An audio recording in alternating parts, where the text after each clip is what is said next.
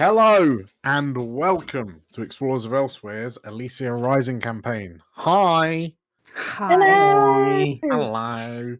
I am DM Dan. I'm joined with my ever loyal cadre of cult followers. Feels like that sometimes, doesn't it? Right? I'm not paying you, and you just keep on turning up. So it's almost like a cult. How are we all doing? We all good? Good. Amazing. Welcome back, Meg. Good Thank to see you you. back. Good to be back. We've traded a JC for a Meg. Yes. You've missed out, Meg. I know. It has been a bit of a roller coaster in your absence, but I'm sure the very unsubtle re-injection of Freida will absolutely calm things down. She'll come in like a wrecking ball. Amazing. When we last left the crew, you were mid-score, and things were going from worst to worser. Worstest. Worstest? And yeah, we decided that we just couldn't handle any more unfortunate emotional damage. So yes, we're gonna find out what's gonna happen with the conclusion of that score. Who's ready? Meg, are you ready? Oh, I think so. Yeah, everyone else? Do it. Sure. Ghosts.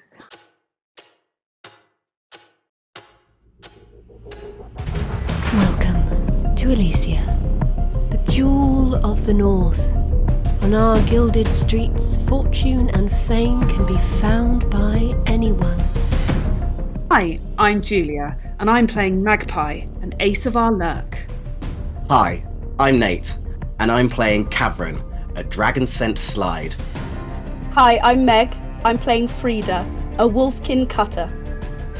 Hi, I'm JC, and I'll be playing Algernon, an ace of our spider. Hello, I'm Errol. I am playing Atta, a goblin whisperer. And my name is DM Dan. I will be the games master on this adventure. So come on in and marvel at our wonders. Make sure you see the beautiful views we have to offer, and don't mind the ghosts. They're friendly, really. Grab yourselves a seat and make yourselves welcome in the city of Elysia.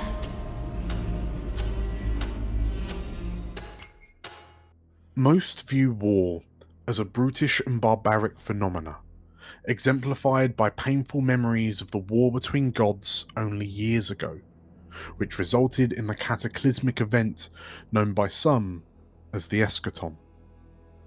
The war for the streets of Elysia, by comparison, is subtle and ever-changing.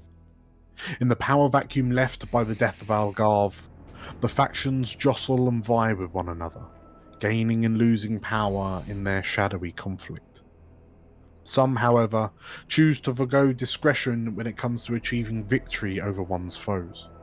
An all-out assault with immediately noticeable and tangible consequences is preferable to these people, leading to a predictable response from their enemy, and so on and so on. This intermingling dance of cause and effect ripples across Elysia, accelerating with each passing day, guided by the dancers who know that the dance is soon to come to an end.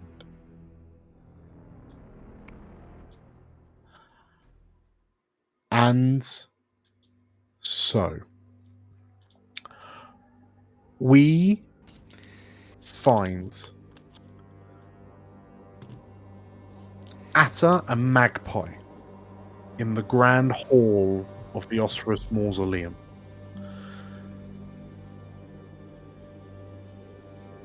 Both reeling from a series of events that have unfolded in extremely quick succession.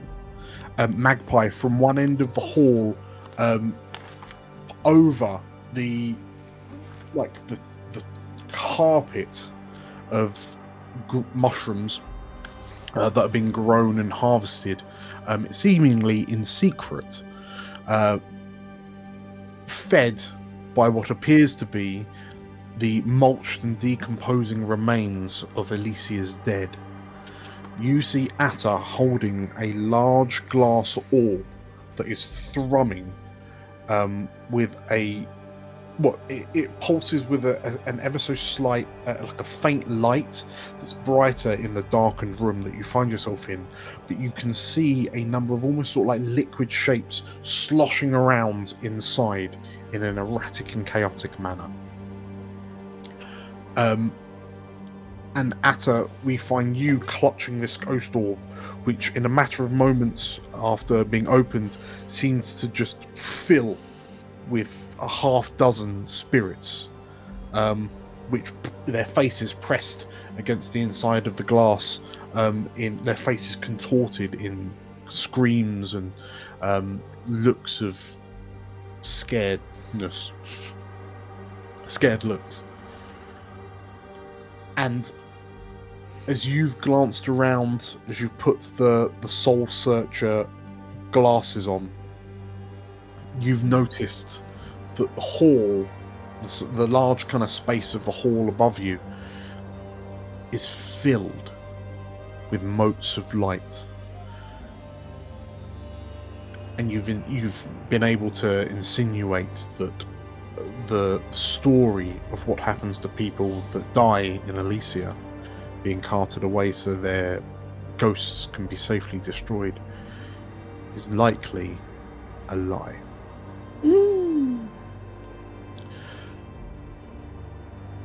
We also flash back to Cavern, who you find yourself staring at the back of the head of the Auran sprite in front of you. The sprite dressed in fine clothing. The sound of of Odamerce's golden chain jingling against itself as he leads you away from Tavarian's crypt, and you are painfully, acutely aware that Tavarian's spirit seems to be lingering around her body's resting spot, and you have not yet managed to obtain it. But first things first, Atta, as you look at the orb and you look up to the mote of light that is Magpie, what do you do? So the rat catching crate car is loaded with this. There should be compartments where I've taken these bottles out, and I've filled one already with our quota for Umi. Umi? Oh, yeah. Umi, yes. Umi. The wonderful Umi. If I remember correctly, Magpie had the earring that spoke to Cavern. Who's got the other earring? Is it Cavern? I feel like it was Cavern. Yeah, it might actually have been Cavern. Because I think you did a little. I found her, I think. Yeah, we did a little linking up on the mission. So I do have a hotline to Cavern right now. Okay. Pretty sure. Hotline to Hot Boy. Anyway, Hot Boy and hot water. Right. I think Atta is going to carefully. Oh gosh. I suppose because Magpie, you've been trying to gather the kind of panicking people. To gather the people and failed spectacularly. Didn't work. I tried to channel my booming noble, and it was bad. Yeah, unfortunately so. So I think Atta is going to maybe kind of hide the full bottle upon their person immediately, because a single bottle is slightly easier to hide. We don't need the full crates. Sure. But kind of push the kind of crates and stuff over to Magpie. And Atta will kind of badly kind of give you the full one. Maybe you head out with this and the crates and try and escape. And It's really hard to be stealthy when you've got a load of crates. Sorry, I mean I'm sneaky. I'm not magic. Atta. Oh gosh. Would it not look better if the rat catcher left with the crates, and I went to get the cavern? Yeah, sure. I'll load up because I don't want the bottles. I don't want the empty bottles being found either. As the two of you are sort of like trying to figure out the best course of action, you and the other occupant, like the workers in this main hall, are startled as the front doors to the mausoleum are thrown open and like a corridor of light beams in. Well, you can see light creeping under the sort of like the drape that separates the main hall from sort of like the front doors. But you can hear like a commotion. You can hear the sounds of many footsteps rushing like in, and like light does bloom into the room as the drape is pulled aside, and one of the sort of mercenary guards stands at the opposite end of the hall to you two, and with a look of kind of concern on his face, he declares, we need everyone to stop what they're doing and please follow me. No need to be alarmed, but we do require your urgency. This way, please. This way. And he starts like beckoning the farmers like towards him, and then sort of like spying to you. You two as well. This way. This way. See, he can do it. No problem. Doesn't have to roll, does he? Okay. So, I think I'm going to stand a better chance of slinking away in the sort of commotion than Atta, I suspect. So I kind of give Atta a little pat on the shoulder and just sort of melt off into shadows. Okay. Instead of giving you the full bottle to slink away with, Atta then will swap it for one of the empty ones. Yeah, just in case you get a chance. Yeah, for sure. Okay. So Magpie, in which case, as there's the amongst all the commotion of the farmers filtering through the hall, and you hear people looking at one another, asking what on earth's happening, and you notice, Atta, you notice this guard is kind of beckoning everyone with kind of greater urgency. You're led outside, but the confusion gives you an opportunity to slink away, Magpie. Separately, Cavern, as you're kind of sandwiched between Odelmerce and the little old deer that's been kind of following you around. Lulu, when you hear a number of footsteps running towards your location, and some mercenary guards appear and sort of like they run up to Odelmerce. Odelmerce stops, and you can see his head's tilted. What is it? What is the matter? You hear the sprite say, "Sir, one of the guards begins. Sir, we," and then she stops as she looks at you, Cavern, and Lulu behind you, and this mercenary kind of leans down and, "We have unexpected visitors," she whispers, but not quietly enough for you not to hear it. And you see Odelmerce's kind of shoulders rise slightly. "Who, pray tell, are our wanted visitors?" And the two mercenaries look at one another, and it's the shield of Elysia. Odelmerce swears very quietly under his breath, and then turns and, "I'm afraid our meeting will have to wait. I will leave you here with Lulu. I'm hoping that this isn't the normal induction experience, but I hope it doesn't shake your resolve in working at this establishment. Oh, please. Of course not. Of course not. Very good. Please, excuse me. And he nods to Lulu, looks to the mercenaries, and then you see this sprite scurry with pace. And Lulu kind of looks at you and, I wonder why the shield are here. And she, as Odomers disappears around the corner, she stands there and she's got a finger to her bottom lip, and then she, I've got to. Don't move, dear. And she scurries off in the other direction, just kind of leaving you in this corridor on your own. Not more than dozens of meters away from Tavarian's crypt.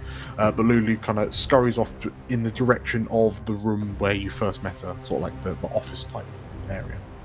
Catherine's gonna go, oh, of course, I'll wait for you here, and then as soon as she's out of sight, I'm bolting it back to the Tavarians. Okay. In which case, as you kind of beeline back towards Tavarian's crypt, you, Magpie, you kind of come round a corner.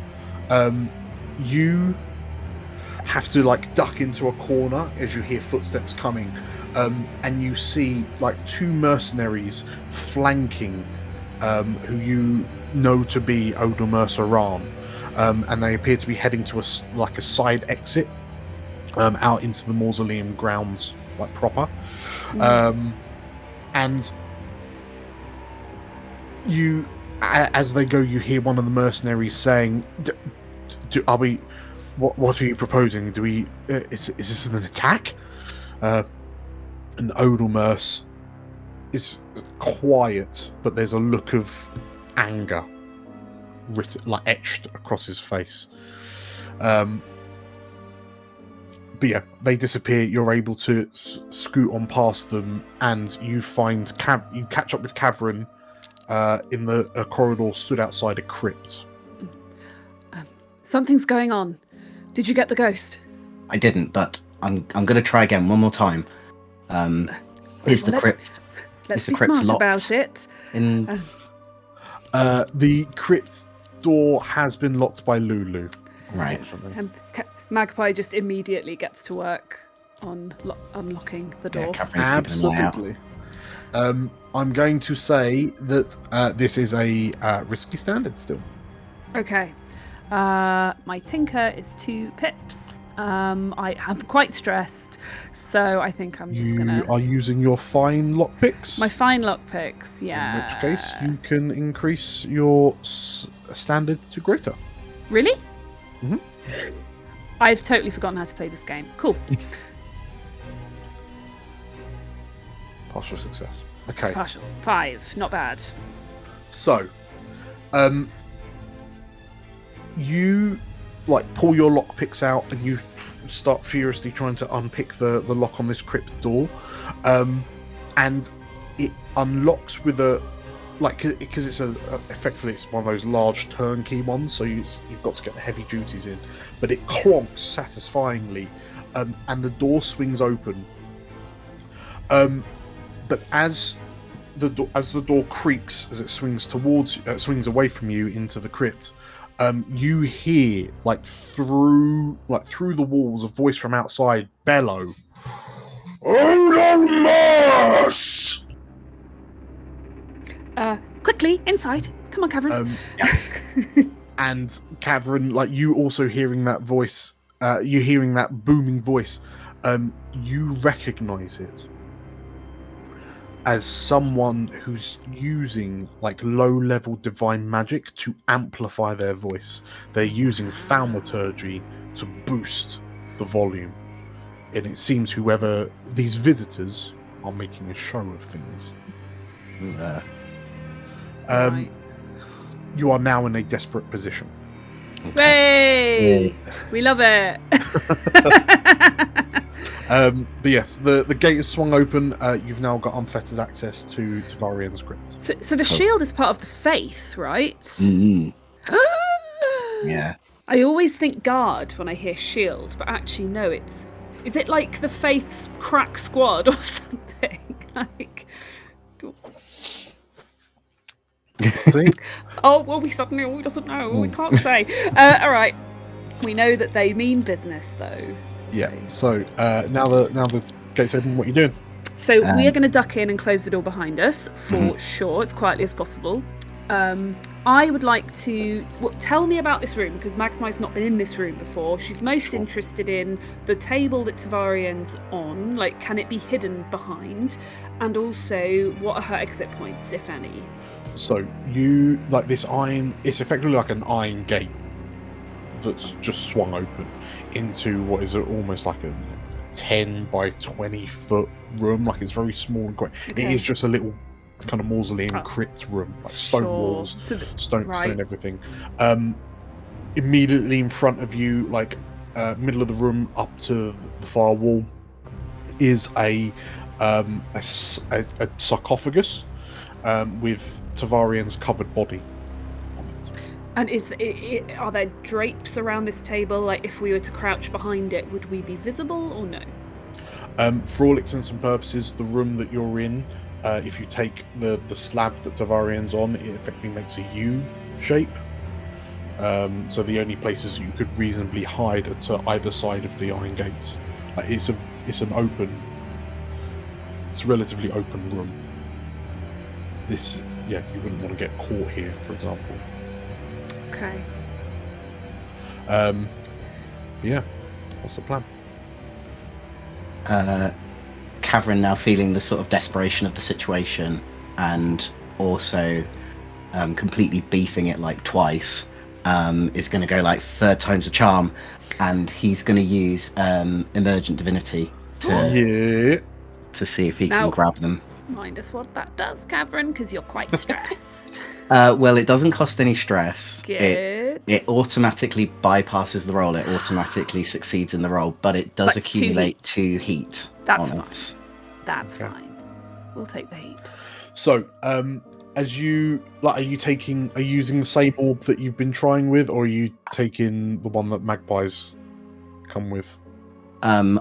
I will try and use the one that I've already got. I don't know whether or not Magpie's got one, so I've probably told you. You're like, wait, I've got another one now. we both get one out, get our orb out. It's like, Okay, so Cavern, as you try again for the third time, and you sort of like you close your eyes, you focus, and you can you notice as you close your eyes and like your head tilts slightly from side to side, you can almost feel the presence of Tavarian as you can feel this sort of like anguish, this isolation, this loss kind of permeating the room that you're in, and as you focus and your divinity begins to emerge, what does that look like to Magpie? Again, to Magpie, as she's already seen it before, it's that glowing sort of bright blue that sort of emanates from it, but it probably looks not as violent as it did when she saw it in the keep. It probably looks more calm, it looks more emanating from him, almost like he's using his divinity to guide Tavarian to the bottle. Sure. Okay. And in which case, as you focus in Magpie, like the room, the room around you begins to light up as Cavern begins to glow. Cavern, as you look up with these kind of blazing white eyes, blazing blue eyes, sorry, you can almost see the outline of Tavarian looking at you with a sense of serenity. And she, her outline begins to fade and vanish. And as you close your eyes and your shoulders slump, and as you open them back and take your breath, as your divinity kind of peters out for a second, you notice that the orb you're holding is slightly cooler to the touch, and there's a mistiness inside it. I think I got it this time. And he's going to pass the orb to Magpie, and he's going to go like, do what you do best. Keep to the shadows. I'll go back and, not make my activities known. Are you sure? We Yes, have to get yes. out of here. Something's happening. If I'm with Lulu, she'll protect me. I'll be absolutely fine. Who's Lulu? Oh. The old. We'll talk about her later. Okay. She's a gem. She's a gem. Okay. Okay. What route is Magpie taking out? The quickest one. That's also not going to attract attention. Well, are you gonna kind of go out the front, try and catch the last of the workers as they filter out? Yes, if that is a way I can sneak out in plain sight, then that would be. Sure. But somehow concealing. Maybe I'm great with child. I'm having to work to keep the fires lit for my growing family. Well, as an aside, you do all know that Algernon is waiting for you on the barge. So if you make it to the eastern edge of the mausoleum, there's a semi-submerged. Well, there's a grate basically out onto the canal. Mm-hmm. So if you're able to get to that is your extraction point, unless you want to go off plan and get out a different way. As long as I don't come across any shield on the way, I will take that route. Yes. Yeah. Okay. Mm-hmm. In which case, as you're beelining that way, Cavern, how are you extracting? I'm gonna go with my interview. I'm gonna go back to where Lulu is, like where Lulu expected me to be waiting. I'm gonna go back and wait for her. Sure. Okay. In which case, like slightly like wetting a little bit. As you find Lulu sort of like in the office, and she appears to, you notice her like locking everything, and then she turns to you and, oh dear, I completely forgot about you. Take a seat. It'll all calm down soon, she says. Magpie, as you make it out, Atta, you've been escorted out of the hall by the mercenaries and the other farmers, and you're kind of in this large group of very confused looking workers. There's chatter amongst them. No one really knows what's going on, but you notice that the mercenaries almost seem to have formed a bit of a pen around you, like keeping the workers all kind of contained in in one group. But you can see that there is a large commotion going on at the gates to the mausoleum grounds. A number of the mercenaries have kind of almost effectively formed a blockade, and beyond them you can see that there's a large cohort of red and yellow tabard wearing shield bearers,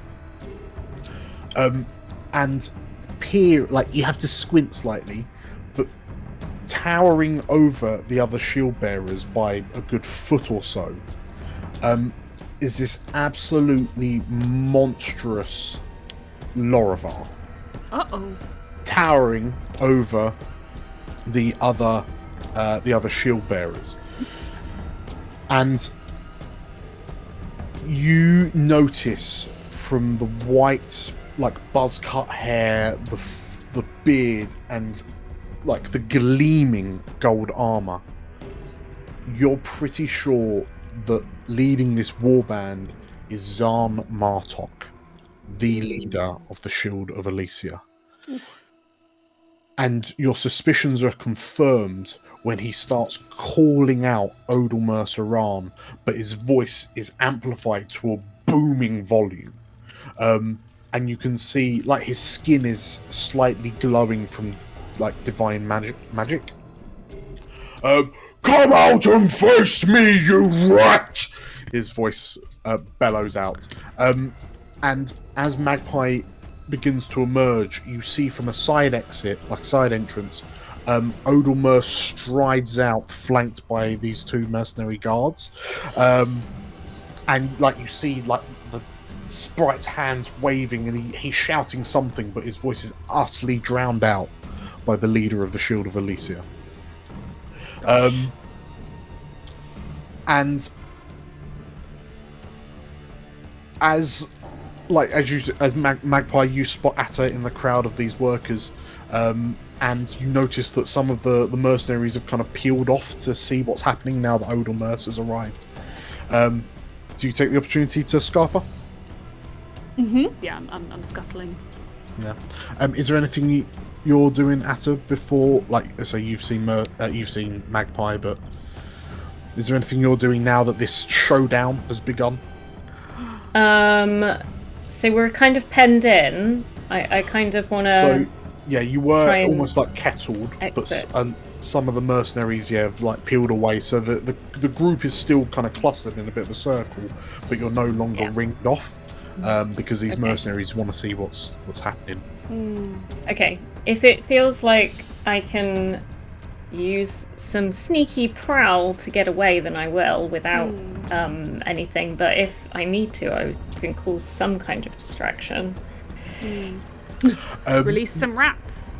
It does look like the mercenaries' attentions are kind of all focused on Odelmerce and Zartok.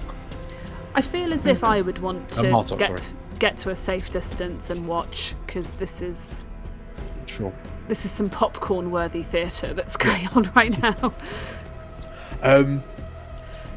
In which case, as you the voice is booming enough that even if you start to make your way to the extraction point where Algernon and both are waiting for you, you can still hear the voice.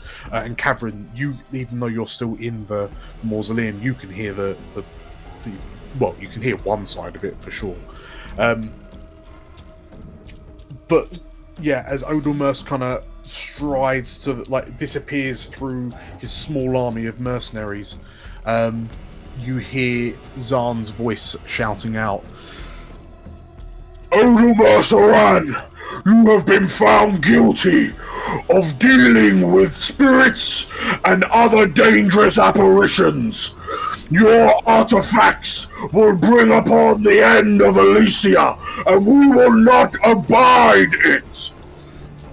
And Atta, as you slink away, you stop and you start to put the dots together and realise, he's talking about the lightning lure. Nice. Oops. And the two of you kind of duck through the grate, and you see Algernon stood, Roth and Algernon on the barge, and Algernon looks to you and, "This, I don't think this was part of the plan." And Algernon looks to the two of you and, where is Cavern? I think he's on his induction. He'll catch up with us. Don't worry. Very well, he says. And with a nod to Roth, Roth sort of pushes the barge off from against the canal wall, and you begin making your way out to the main river and to Poe. Is this all right with you, Nate? We've just gone. Yeah. Okay. I already said that I was going to stay for my interview. Call him. Call him on the earring. And see. Yeah, say I could do a little. What's the name of the boat again? I don't think we haven't We figured that out yet. need to name the boat. Boaty Muck Escape Face. Floating Spectre to Cavern. How far am I in my interview? Well, so upsettingly, can't talk tonight. It takes you hear Cavern, you're just kind of. You hear all of these kind of bold, booming accusations from who you assume to be Zahn Martok. He identifies himself and the Shield of Elysia. And you just hear sort of accusation upon accusation, to the point where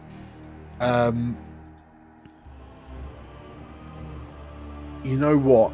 You then hear, "If you will not come quietly, sprite, then we will come in for you." And as you wonder what on earth might be happening, you start to hear the sounds of what can only be described as a battle erupt at the gates of the mausoleum. Cavern. And Lulu rushes in, bursts into the room, and you weren't planning on going anywhere today, were you, dear? I don't think I'm going to be...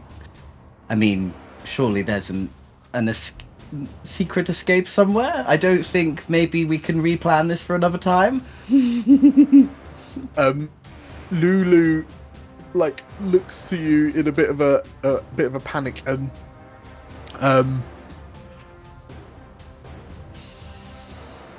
she... I mean, no. No, there's not. So I tell you what we're gonna do. Because the only thing Lulu can tell you is because they're fighting out there, dear. They're fighting. Is find out who is the victor. So the Shield of Elysia are tier 2. Chain Bearers are tier 3. What's the fight like, though? Who's doing what kind of magic? Would Odalmers not just go quietly to jail and then use his connections to get out again? Is he going to have a Barney with the shield? So the Pillars roll a 6.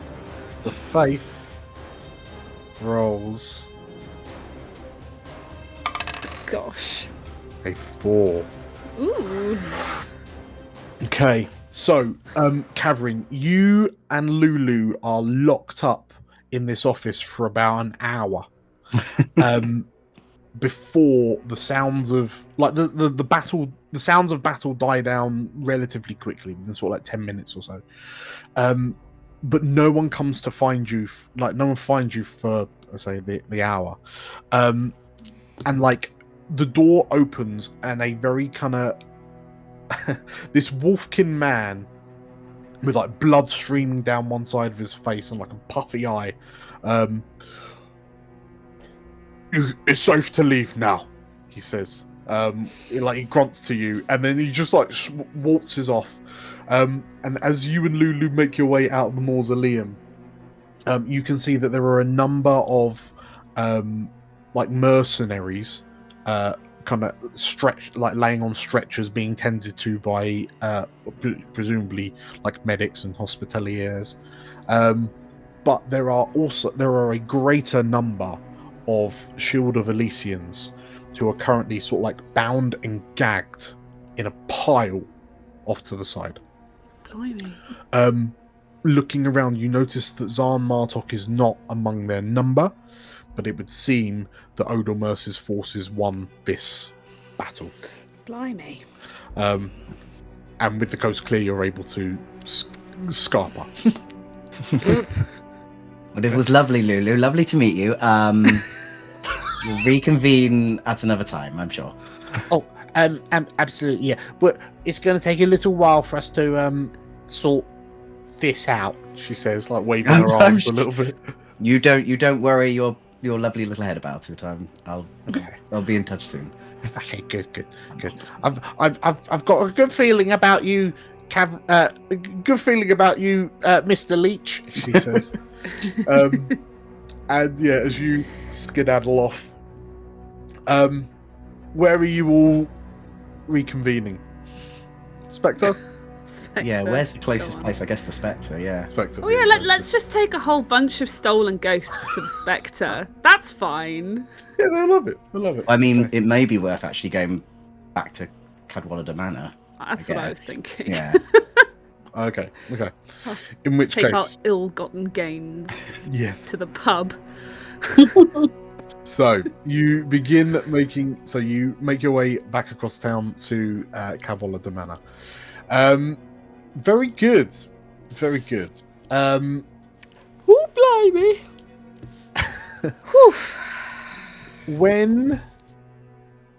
How's best to do this?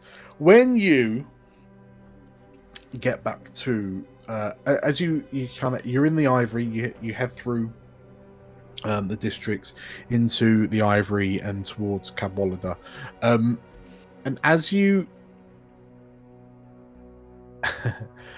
approach Cadwallader Manor,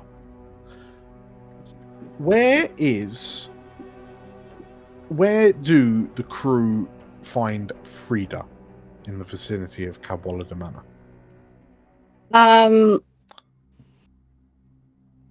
They find Freida on the front steps of Cadwallader Manor, looking a little bit dishevelled, sort of sat on the front step, hunched over, with her arms crossed across her knees, and just snoring slightly into her arms. Did Freida get locked out? Wake her up and find out. Well, as you've all just stopped and you could see Freida, on the front steps up to Cadwallader, because I imagine it's one of those there's a half, maybe 3 or 4 or 5 large kind of circular steps up to this pillared door that's covered in ivy and dried out ivy and cracks and holes and everything. And Algernon's kind of near the front of the group with Roth. And the two of them stop and look at Freida, and then the two of them look to you three. And Roth says, I'll begin getting these in then, shall I? He says as he offers to take the box off you, Atta, and Algernon, yes, I'll follow you in, Roth. And the two of them kind of disappear off round the sides to the secret entrance, leaving you three by a comatose Freida.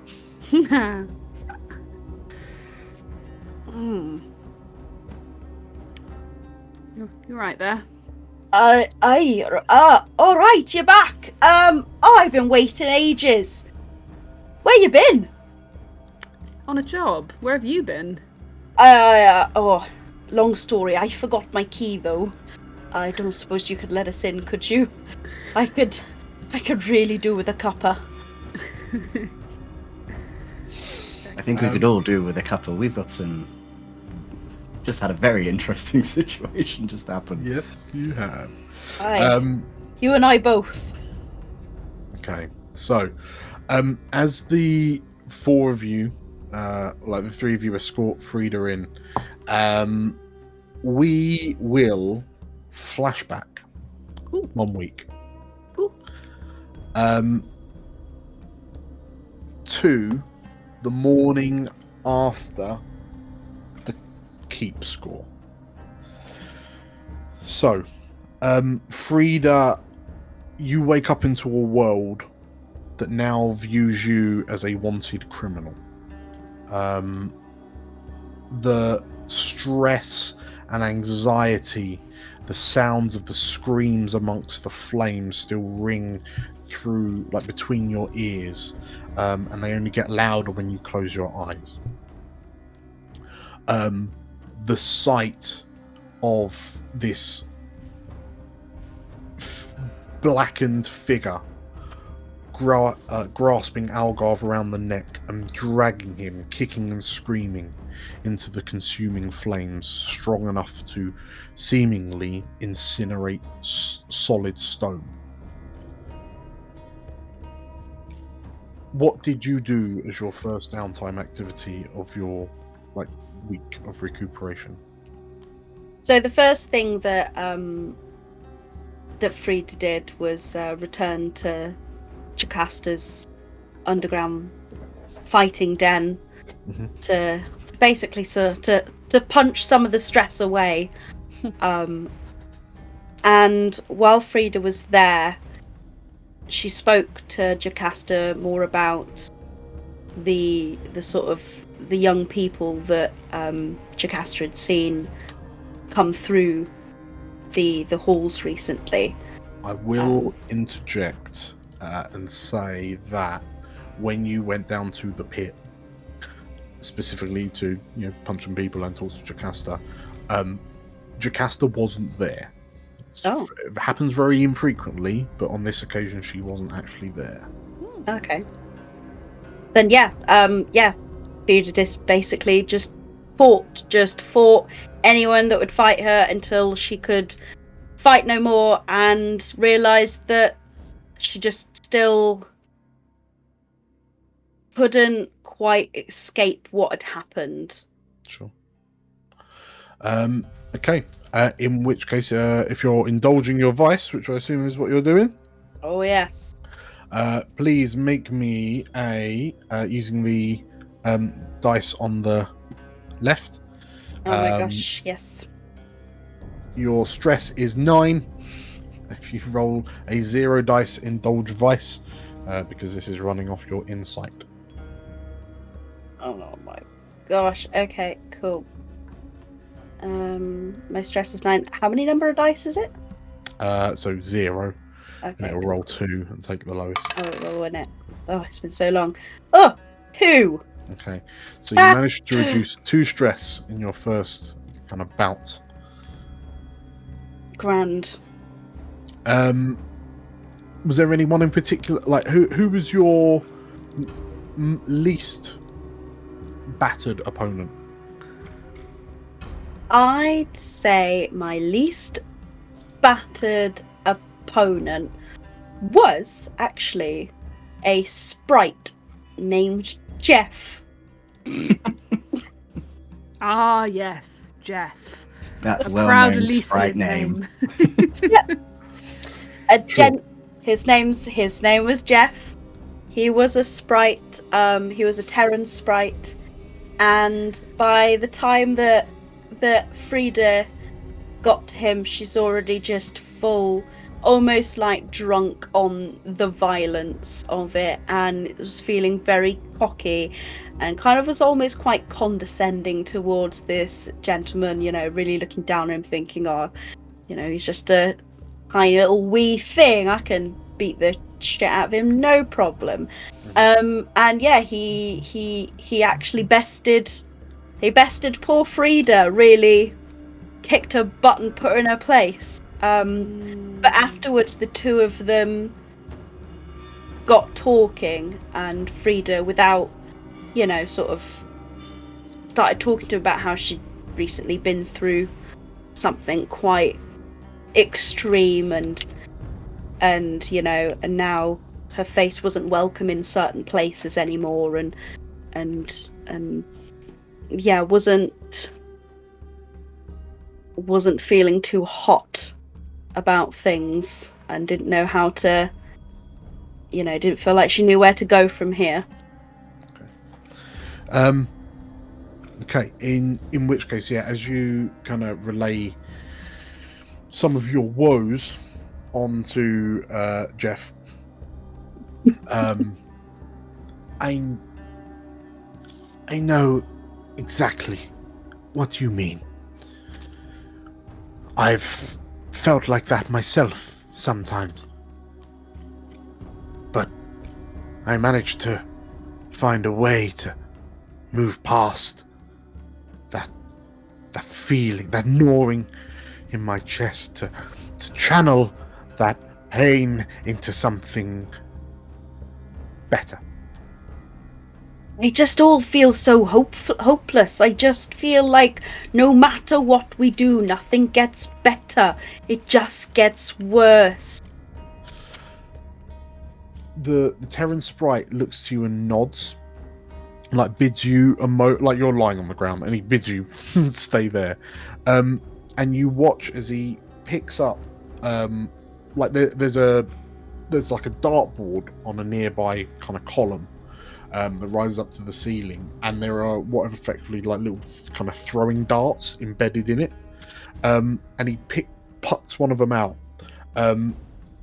cuts his palm with the tip of it just to draw a little bit of blood, and then uses the blood to inscribe on a bit of parchment he finds an address.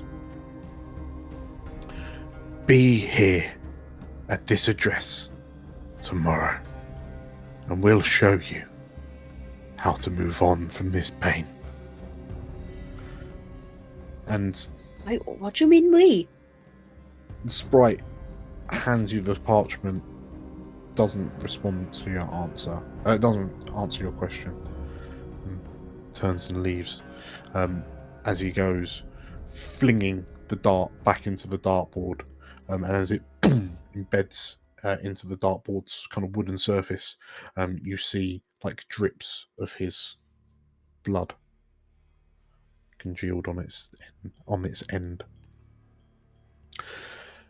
And looking at it, it is an address in Saints Hollow.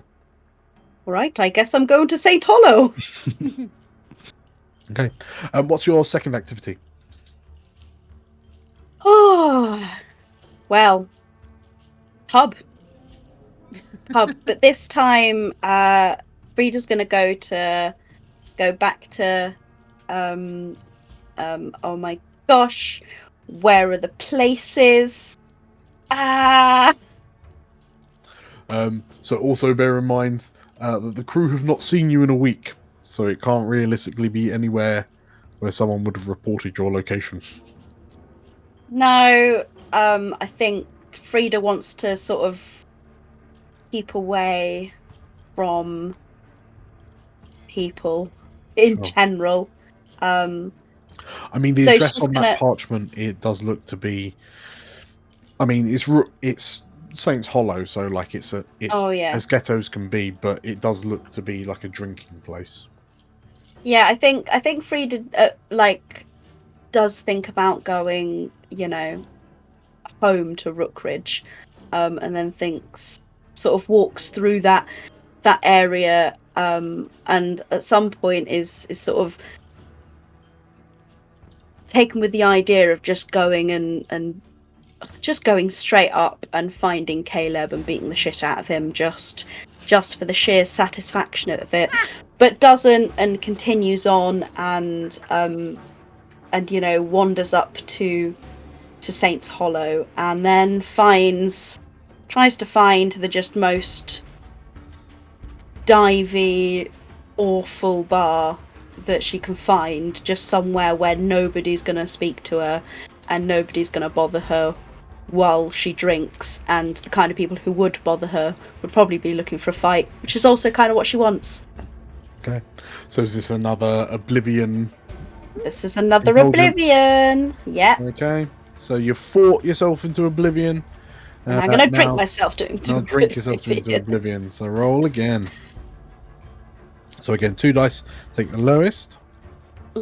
Indulge twice. Oh, what my stress? 3, 6 now. Oh, 3. It's 3 stress. Okay. Whoop.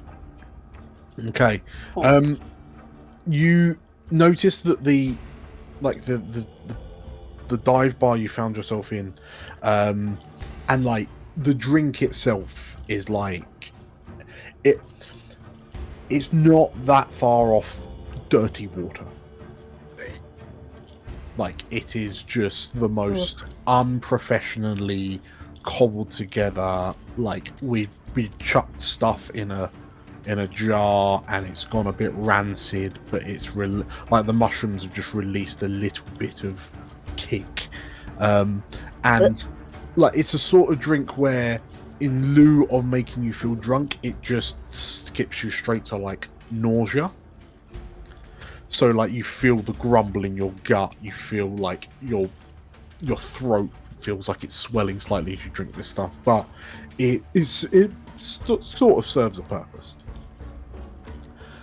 As you kind of stagger out, I mean, we can jump straight onto your third downtime, or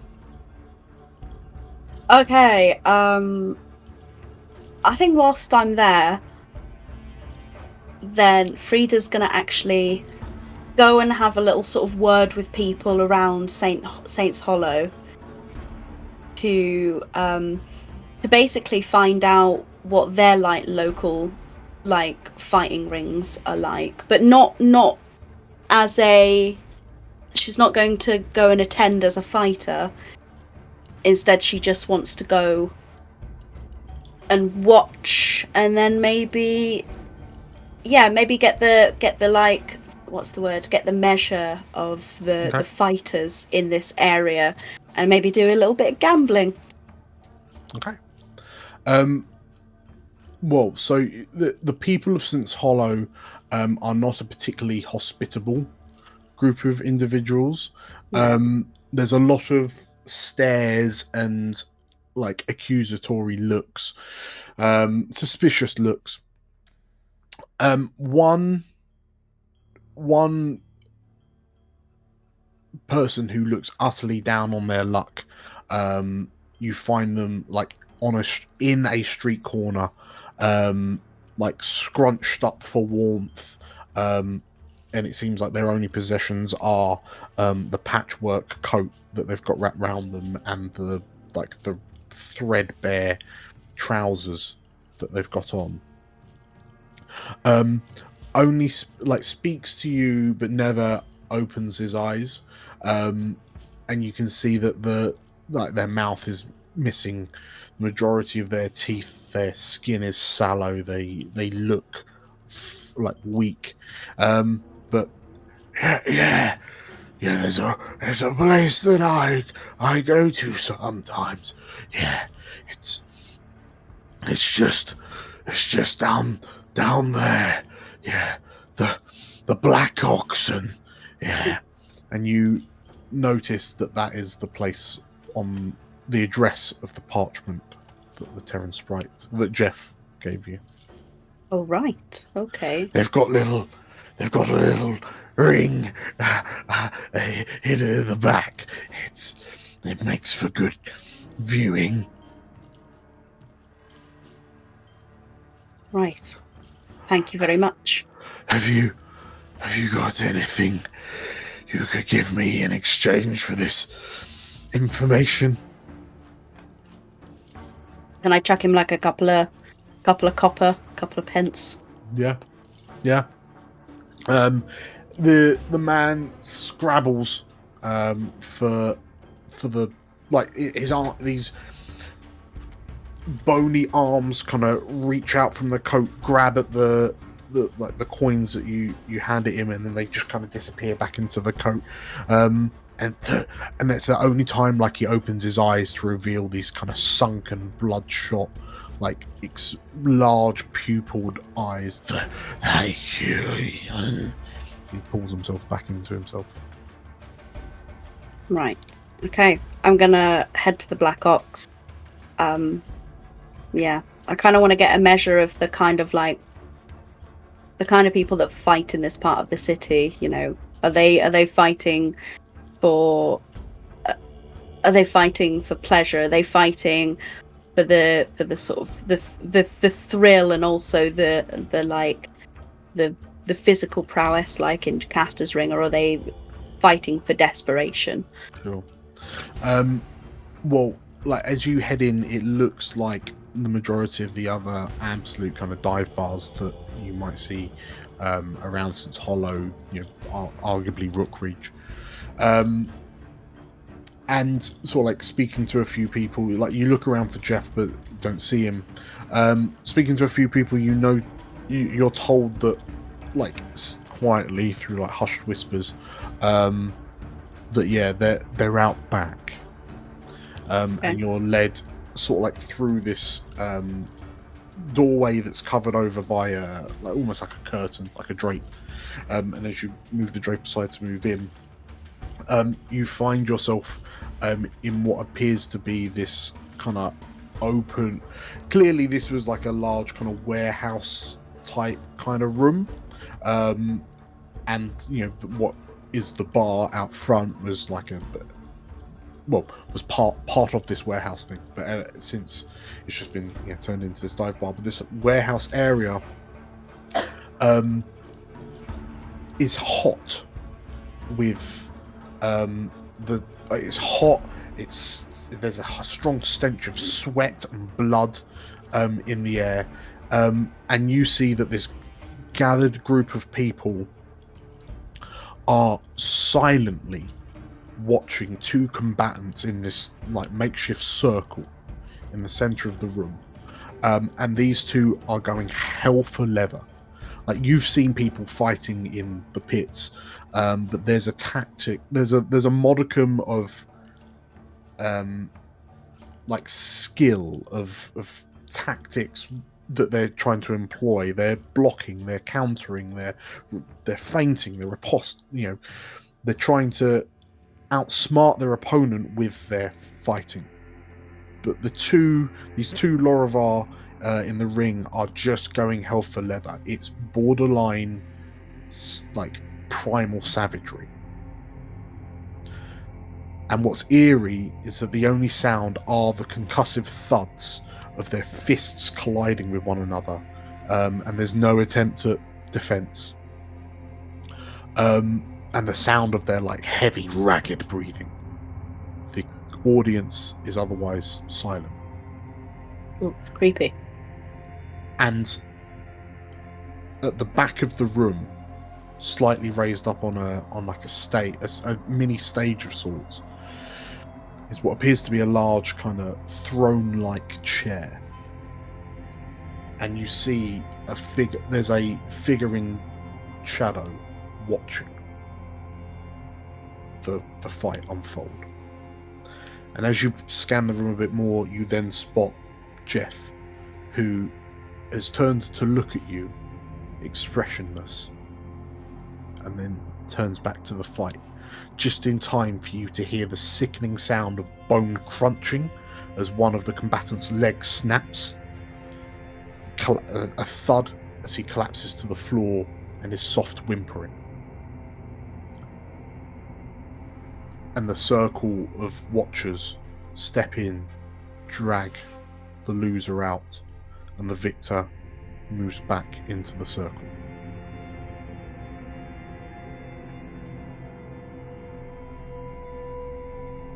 I think at watching that, my jaw clenches, and I sort of almost unconsciously ball my fists up and tense myself ready for like a fight, because this isn't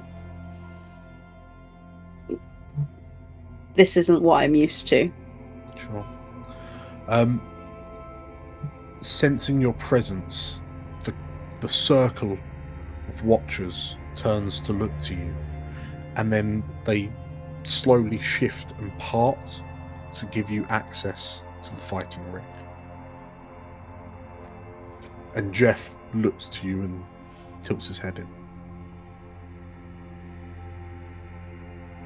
I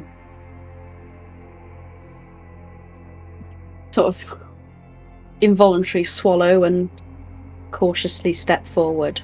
Okay. The circle closes as you step in, and you look around at a sea of faces that are all you notice that whilst they're all silent, they all have this kind of, you recognize that simmering rage that's clearly being held within them, like barely contained under the surface. And as you look around, wondering who's going to step forward, you hear a shift of the figure in the chair on the dais overwatching it all.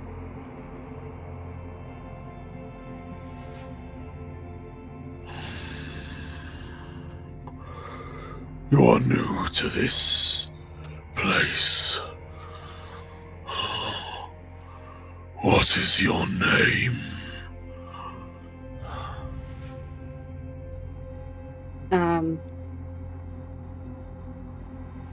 Anya. And why, Anya, have you come here? Because I've got nothing left.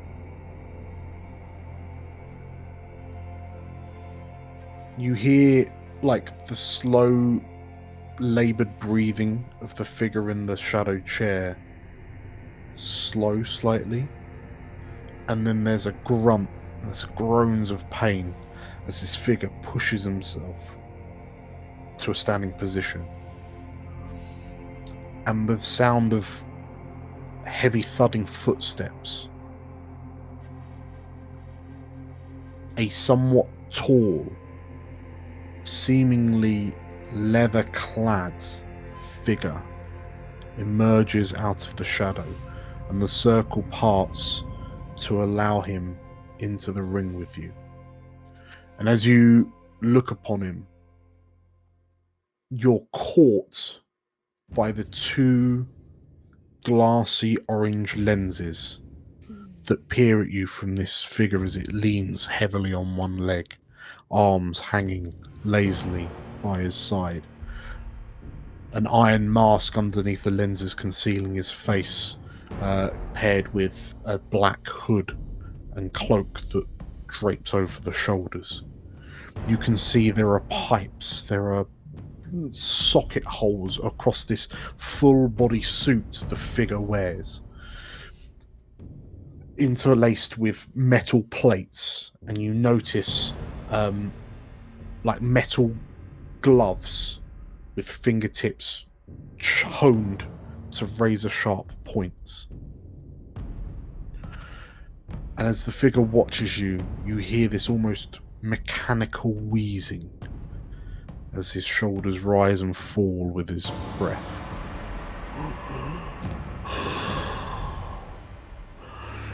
And if you have nothing left, then this is the right place for you.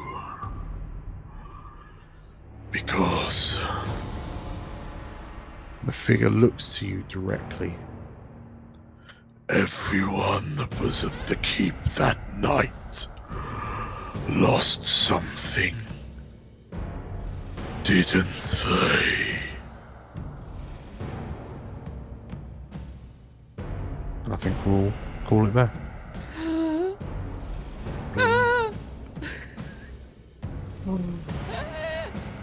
Oh boy. What did we lose, Dan? Dan! So, Dan! So, yeah, congratulations on completing that little half. Yeah, I'm sure Freida's going to be fine, and everyone's I'm fine. going to get on Made easy some new downtime. friends. Everything's No, going to be fine. no big deal. This guy we've seen him in before. He's a really friendly dude. He's Yeah, he's he interested in the well-being of the community. he's a problem solver. What did you Saw call Algarve, him? Saw a problem. What did you call him off stream? Budget Darth Vader. Yes, I'm sure Budget Darth Vader will be a stellar host. But we'll have to see, won't we? If you enjoyed that, make sure to hit the like button and comment down below. And if you want to find out just how much of a benevolent host this individual is, make sure to hit the subscribe button and the bell icon for notifications of when we release new episodes, because that happens very infrequently. We won't need to miss out now, won't we? So, I mean, at least Freida has all her limbs when we meet back up with her in the future. right? Yeah, Right. exactly. We can't I mean, retcon are limb they? loss. Are they all her limbs though? To Are they you. all her, Extra her one. original Just 3 arms. born with limbs? We will have to see. Yes, we've seen Freida, but we don't quite know what state she's in when you lot found her. So, yeah, make sure to tune back to find out. Cool. Thank you for watching. Thank you for playing. See you all next time. Bye.